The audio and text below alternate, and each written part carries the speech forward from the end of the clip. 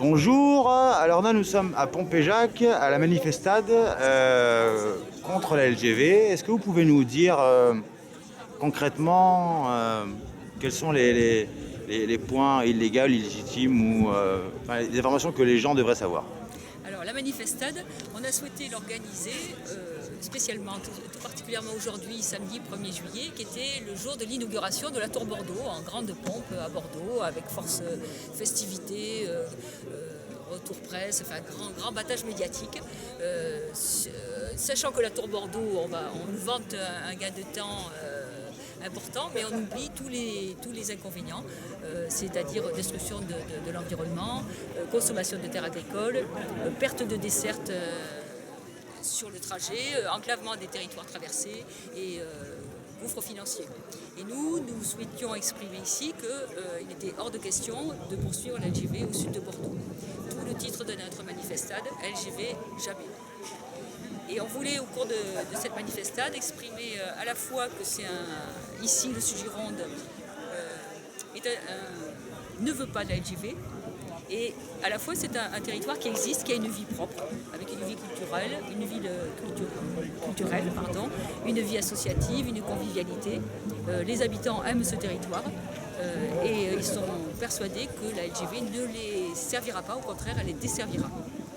Ça, c'est le côté essentiel qu'on a voulu décliner au cours de cette journée. Donc avec des temps musicaux, des temps de restauration, des stands d'information, des conférences débats qui se sont succédés au cours de la journée. Ce qu'on peut dire de plus, c'est qu'on a fêté quelque chose d'intéressant. C'est la première de nos victoires juridiques, sur le plan juridique, parce que malgré l'opposition des habitants, malgré l'avis défavorable de la commission d'enquête, certains inconditionnels des LGV, de la vitesse à tout prix, des infrastructures de béton, veulent poursuivre au sud de Bordeaux, prétendent que c'est indispensable. Nous avons déposé des recours juridiques et il y en a un qui vient d'être gagné. La déclaration d'utilité publique sur la partie au sud de Bordeaux a été annulée par le tribunal administratif. Donc on fête ça tout particulièrement ce soir. On en est très heureux. C'est une bonne occasion au cours de cet apéritif de le fêter. Et nous gardons espoir pour la suite des recours.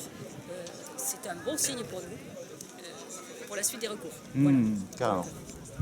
Ok.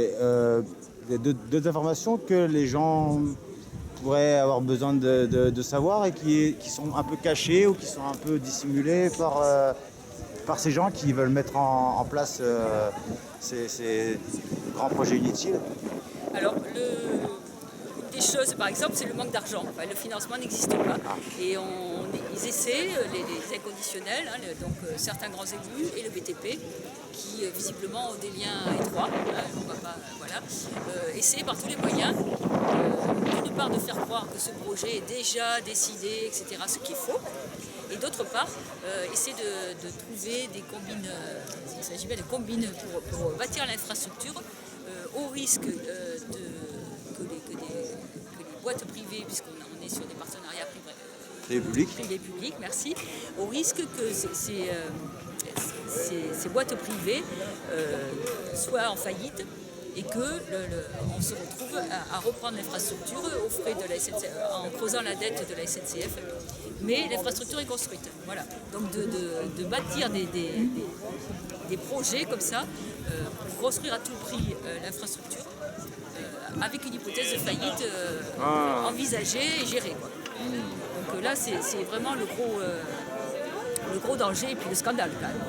Alors, ce qu'il faut quand même dire, c'est qu'à force que ça fait donc plus de 12 ans que ce projet sont apparus, plus de 12 ans que aussi bien les habitants, les élus, les syndicats socioculturels, agricoles, sylvicoles sont opposés, les viticoles, et que malgré tout, on demande l'avis aux personnes, la commission d'enquête donne un avis défavorable, et malgré tout, on continue à vouloir nous imposer ce projet. Ce qui fait, ça n'est pas étonnant qu'il y ait une désaffection du fonctionnement. C'est un déni de démocratie, et c'est pas étonnant que les personnes se sentent méprisées et se détournent des urnes ou vont vers des votes soit en défiance vis-à-vis des partis et des fonctionnements actuels. Carrément.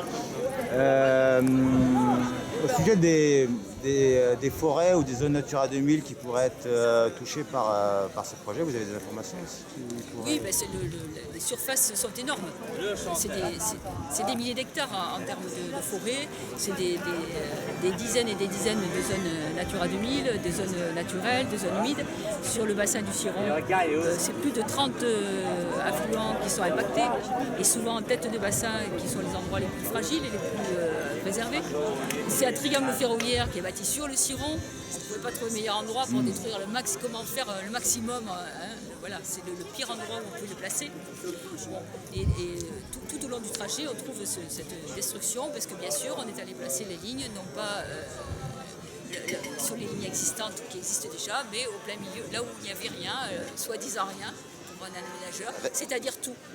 Rien que des espèces protégées, rien que voilà. Ce qui... faut savoir que les cours d'eau font les liens entre les forêts et voilà. Permettent aux forêts d'échanger et de vivre, quoi. Voilà, si on coupe, ce lien-là, bah, juste les forêts vont mourir. En tout cas, la biodiversité si riche aujourd'hui en France va mourir, et ces gens-là, pour des gros sous, sont capables de... Oui, puis il y a une fragmentation de l'espace, c'est-à-dire qu'on est dans des zones encore assez préservées où il y a peu de... Donc on va se retrouver, il y a un grand massif forestier qui va se retrouver, qui a déjà subi la 65, les conduites de gaz, bon, il y aura de nouveau, bon, et après il faudra des lignes à haute tension pour amener l'électricité, parce que c'est extrêmement consommateur d'énergie.